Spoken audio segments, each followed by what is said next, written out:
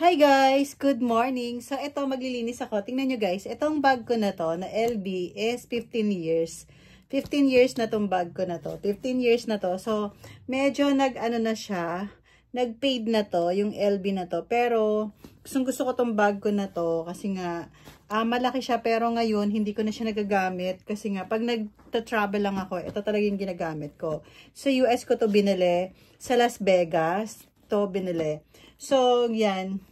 Ayan, ang ganda niya pa, oh. Sobrang ano. Kaso nga lang, last time, pinagawa ko na din to. Ayan, no, parang pinaanuhan ko kasi nga masyadong dark, masyadong maitim. So, ngayon ang gagawin natin, guys, is, ito lilinisin ko to. Lilinisin ko to siya, guys, para at least maging shiny. Kasi tingnan nyo, guys, so nakikita nyo. Tapos, hindi siya ganun. So, ito, may nabili ako sa Shopee na panlinis. So, try natin, linisin. Lagyan ko to dito ng ganyan, no. Tingnan nyo, guys. Lilinisin natin to. Ganon. Yan. So, and then, kukuha tayo ng tissue. Ayan. Tissue, igaganon ko siya. Ayan. Lilinisin natin ng maayos. So, ayan. Pakita ko sa inyo mamaya pag nalinis ko na talaga siya ng sobra. Diba? So, hindi nyo nga lang makita. Paano ba? Yan. Lilinisin natin ng ano, para maging shiny siya. Ito muna. Dito muna tayo sa LB bag. Ayan. Kaso lang, sobra siya. So, maghahanap ako paano ba lalagyan ng ano yan, para maging malinis siya. Para maging malinis yung bag. O, diba? So, ganon. Tapos, para, hindi ko maano guys eh. Hindi ko mapakita sa inyo. Ayan. O, diba? And then, ganun siya kadumi. O. Tapos dito. Kaso lang ayoko siyang, tapos yung, parang yung zipper niya, lilinisin natin din. Para maging, umaano kasi siya, bumabakat siya dito. Kapag nalinis mo siya dito, ganon, bumabakat siya. So, ito lang muna yung focus natin. Kung masya-shine na ba. Focus muna natin to dito. O, ganon siya ka, ano. Diba? So, ayan, shiny na siya. Yun nga lang guys, nag-fade na siya dito. Kasi, almost 15 years na tong bag ko na LB. Ayan. Pero, sobrang ganda pa nung materials niya. Ayan. Wala pa rin siyang issue dito. So, gagawin natin to, mga lilinisan natin tong ilalim. Excuse me. Ayan, lalagyan natin ulit to. Bali, spray lang natin ng konting-konti. Tapos, ano yun natin? Ayoko siyang bumabakat sa may ano guys, so natanggal yung pagka-gold niya. Bakit ganun?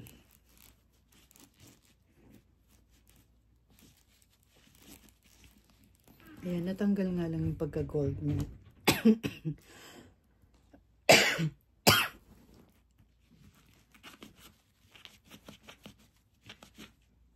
So, maghahanap na naman ako ng parang, ano natin siya ng pagka-gold.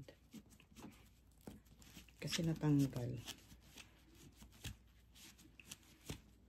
O, diba? O, shiny na siya. Naging shiny na siya, guys.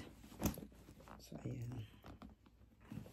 So, more on LB muna tayo. Kasi hindi ko na to nagagamit masyado yung LB ko, guys. Para makita nyo.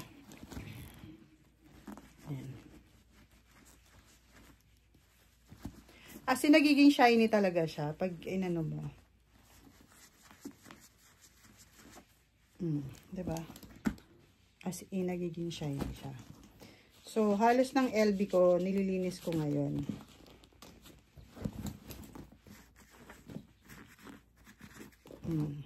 Diba? Maganda na siya. Tapos, ngayon, kukuha tayo ng panlinis ng bag na para maging shiny din yung bag.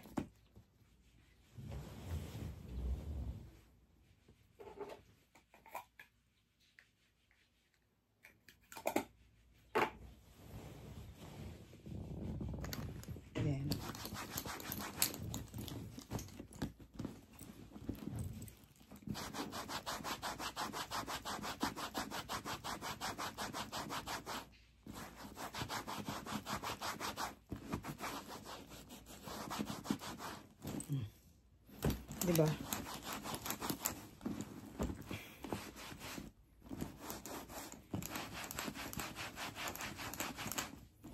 Oh, diba? Ang shiny na niya. Oh. Ayan.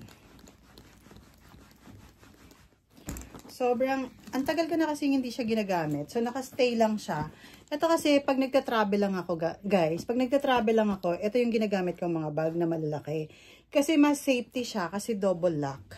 Double lock. Yun ang purpose ko dito, kasi double lock siya. So, ayan. So, ayan. Ito yung ginagamit ko kapag nagta-travel ako. Kasi mas, ano siya. Ito yung paborito kong bag kapag nagta-travel. Kasi, ang ano doon, mas safe ka. Kasi may lock na siya, may zipper na siya, tapos may ano pa siya dito. Double lock siya. So, ngayon, konti lang kasi mga dinadala ko. Kaya bihira ko na to magamit. Yung bag na to. Oh.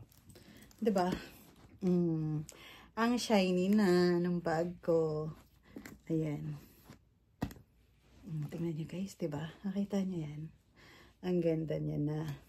So, malinis na siya ulit. Tapos, ito, nag-shiny na. Kaso nga lang, nag-fade lang siya. Nag-fade lang yung, ano ng bag na to. So, yan lang guys yung masishare ko sa inyo. Thank you so much for watching. Bye! And, ayan na. Maganda na yung bag ko. Diba? Super ganda na siya.